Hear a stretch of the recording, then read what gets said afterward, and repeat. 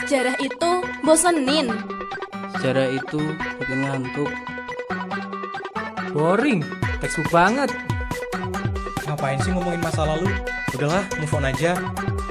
Sejarah itu nggak penting. Sejarah kok gitu? Sejarah kok gitu? Sejarah? Jarah, Kok gitu? kok gitu? Sejarah tuh gini. Hai, kembali lagi nih bersama saya Putri di channel Sejarah Kok Gitu.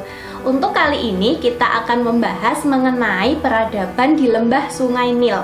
Bagaimana peradaban di lembah Sungai Nil? Mari kita bahas.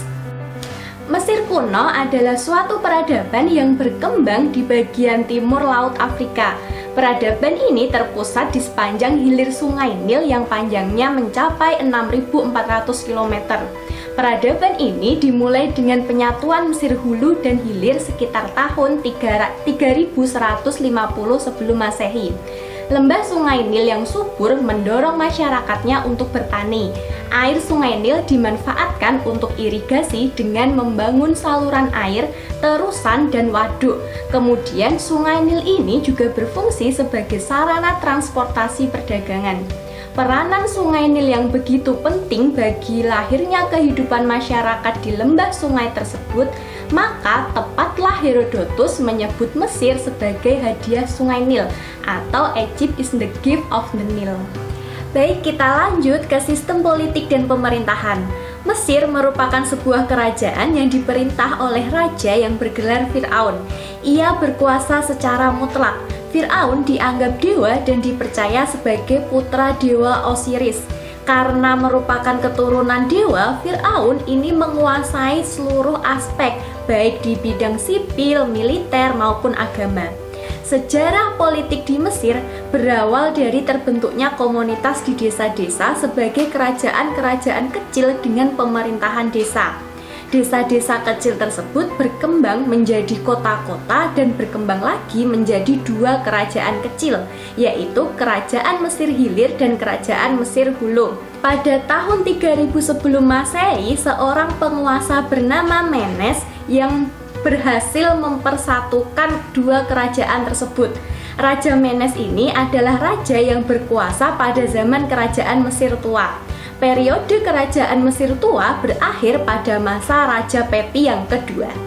Kemudian pada periode Mesir Pertengahan, Fir'aun berhasil mengembalikan kesejahteraan dan kestabilan negara. Hal ini mendukung kebangkitan seni, sastra, dan proyek pembangunan monumen. Penguasa terakhir Kerajaan Pertengahan adalah Amenemhat III yang memperbolehkan pendatang bangsa sepetik dari Asia, yaitu daerah Kanaan, yang kelak disebut sebagai bangsa Hyksos, penguasa asing yang tinggal di wilayah delta. Tujuan pendatang tersebut yaitu untuk memenuhi kebutuhan pekerja, terutama untuk kebutuhan pertambangan dan pembangunan. Kegiatan pertambangan dan pembangunan yang ambisius ditambah meluapnya Sungai Nil membebani dan mempercepat kemunduran Mesir. Selama masa kemunduran tersebut, penduduk Kanaan berhasil mengambil alih kekuasaan dan memaksa pemerintah pusat mundur ke Thebe. Mesir pun kemudian di bawah kekuasaan orang-orang Hyksos. Setelah hampir 100 tahun mengalami masa stagnasi, pada tahun 1555 sebelum Masehi, Thebe mengumpulkan kekuatan untuk melawan Hyksos. Perang antara keduanya pun terjadi selama 30 tahun. Di bawah Ahmose pertama, Thebe berhasil mengusir bangsa Hyksos dari Mesir. Nah, hal ini menandai mulainya periode kerajaan baru yang ada di Mesir. Selanjutnya adalah kepercayaan yang dianut oleh masyarakat Mesir kuno. Kepercayaan masyarakat Mesir kuno adalah politeisme atau memuja banyak dewa. Dewa-dewa yang dipuja bangsa Mesir seperti dewa Osiris atau dewa tertinggi yang menguasai alam baka. Kemudian ada dewa Tot atau dewa ilmu pengetahuan. Kemudian ada dewa Anubis, dewa kematian. Kemudian ada dewa Ra, dewa matahari, dan dewa Amon, dewa angin. Kedua dewa ini kerap disebut sebagai dewa Amon-Ra. Pada masa pemerintahan Amenhotep yang keempat, kepercayaan politeisme diganti menjadi monoteisme yang artinya menyembah satu dewa saja, yaitu dewa matahari yang disebut dengan Aren. Masyarakat Mesir juga percaya pada adanya kehidupan sesudah mati. Mereka sangat menginginkan agar jiwa atau roh mereka tetap dapat hidup selamanya. Oleh karena itu, mereka merancang cara mengawetkan jenazah dengan cara pembalseman atau pemumian. Mereka meyakini agar roh tetap hidup, maka jasad sebagai tempat tinggal roh harus dijaga keutuhannya. Awalnya pengawetan jenazah hanya dilakukan oleh para Fir'aun, tetapi sejak tahun 2300 sebelum Masehi dapat dilakukan oleh siapapun asalkan mereka memiliki biaya. Berikut adalah hasil kebudayaan peradaban Mesir kuno. Yang pertama adalah tulisan hieroglif. Masyarakat Mesir kuno mengenal bentuk tulisan bergambar yang disebut dengan hieroglif. Hieroglif ditemukan tertulis di dinding piramida, tugu obelis maupun daun papirus. Huruf ini terdiri dari gambar dan lambang berbentuk manusia, hewan, dan benda-benda. Setiap lambang memiliki makna.